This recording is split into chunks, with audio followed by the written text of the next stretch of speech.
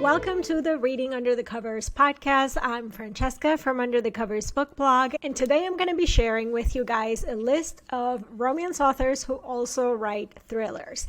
And for the most part, they don't necessarily have to be romantic thrillers, although some of them do have a thread of romance in them, but they are pretty much straight thrillers. And I love seeing that crossover of my favorite romance authors writing into another one of my favorite genres, which is thrillers. So we're going to dive into that. And the reason that I decided to talk about this is because Suzanne and I were talking about anticipated reads for the month of May, and I had mentioned The 5-Year Lie by Serena Bowen, which I am looking forward to reading. It comes out May 14th, and it is a thriller where the main female character gets a text message from the only man she ever loved, and she's thought that he's been dead for 5 years. She gets a text from him saying that he needs to see her and to meet him. And she does go to the meeting. He doesn't show. It basically upends her whole life. And now she has to try to figure out what was the truth about what happened, who's still lying to her, and also how she can keep herself safe and her son. So because of that newest development of seeing Serena Bowen write and release a thriller, I thought I would bring you guys a list because you know what? There's a couple other ones that you may not know that are coming out that are romance authors writing thrillers, and also this was done before. I definitely have some that I highly recommend that you check out, and I'm going to give you also some that are still on my TBR, but I can't wait to read them. The first one I'm going to recommend is that you check out Nalini Singh, and she's obviously one of my favorite authors. We've talked about her here on the podcast before when we were still The Hangover, and we pretty much went through most of the Side Changeling series, which is one of my absolute favorite paranormal romances. And if you have not read that series, you have to put it on your list because it is probably one of my top 3 you must read if you like paranormal romance series. But you may not know that she also has released a few thrillers. I think so far there's been 3. And one of the things I like about her thrillers is the fact that they are set in New Zealand. So you're getting to explore different settings. And they also have a very atmospheric kind of vibe. So the first one, and it's the one that I recommend that you start with, was her first thriller, is called A Madness of Sunshine, and it is set in a small town on the coast in New Zealand. The main female character had left the small town, and now she's back 8 years later, and she's having to face some of the past of the town, the people that she had left behind. And when one resident of the town goes for a hike and goes missing, they are able to connect that to a series of missing hikers as well, and it goes into a full-blown investigation. Now, there is a small thread of romance in this one, but it's definitely not the central focus of the story. So go into it expecting a proper thriller, but with a more laid-back vibe. And if I have to give you sort of an equivalent for it, think of like Big Little Lies vibe. So just it's not set in California, and it is set in a small kind of rural town in New Zealand. So the atmosphere and the vibes and the setting and the type of people are definitely ones that I enjoyed more than in Big Little Lies, but it does have that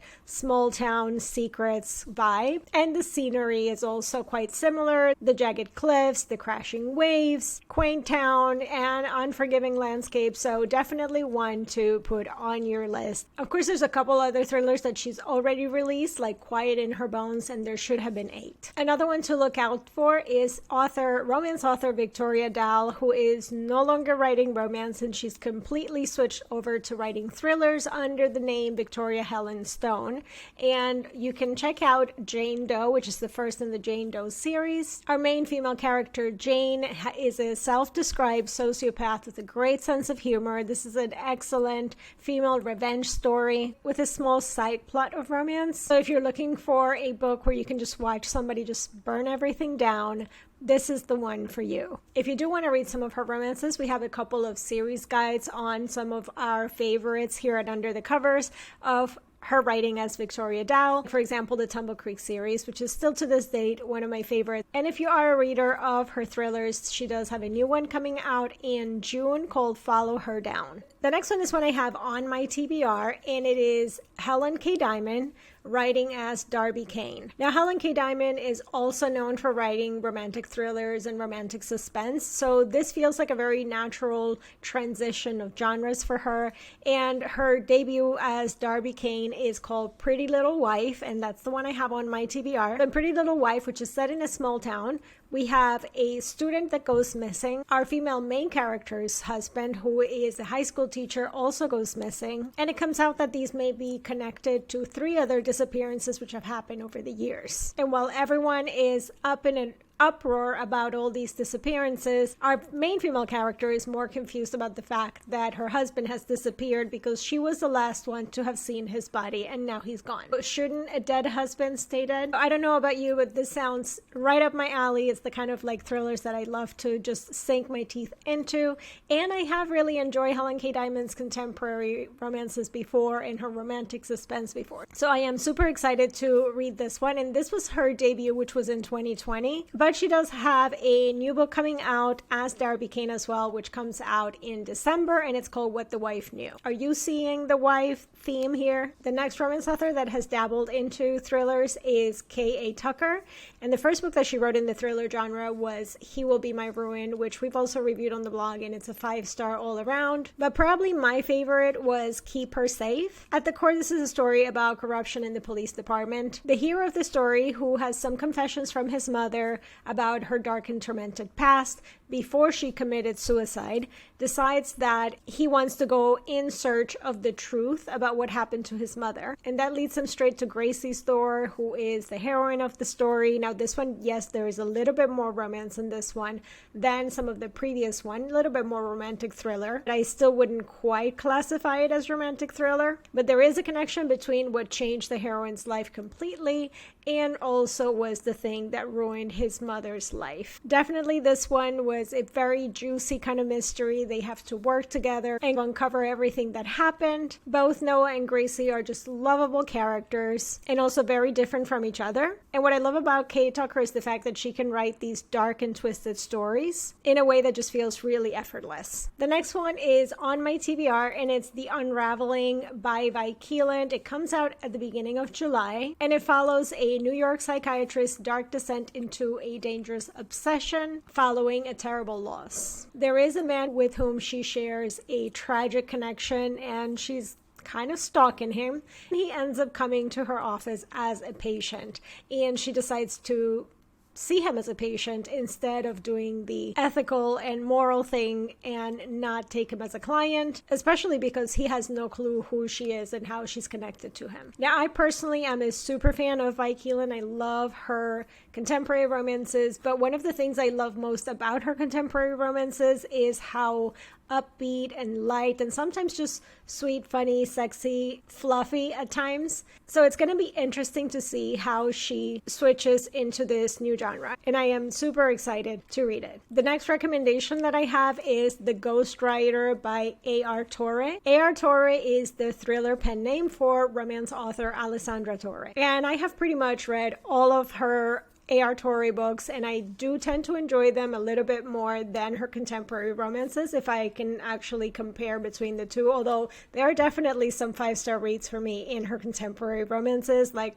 Hollywood Dirt, for example. But The Ghostwriter is top-notch, one of my favorites. I see a lot of hype on authors like Colleen Hoover and Verity, for example, which was a fine book, but if you like Verity, you definitely need to check out The Ghostwriter, and I think you will be obsessed with it. With this one, don't go into it expecting any romance. Up next is another one on my TBR, and this is one that I've had already for going on almost a year, so I definitely need to read it, and it is by one of my favorite authors. It's The St. Ambrose School for Girls by Jessica Ward. So this is J.R. Ward, or Jessica Bird, and it's basically a young adult thriller. It's a coming-of-age story set at a boarding school, and obviously there's going to be secrets, some deadly, some scandal. It deals with bullying and drugs and mental health. And while I think in the past I have found that when J.R. Ward writes this age group, it tends to be formulaic and a little bit cliche,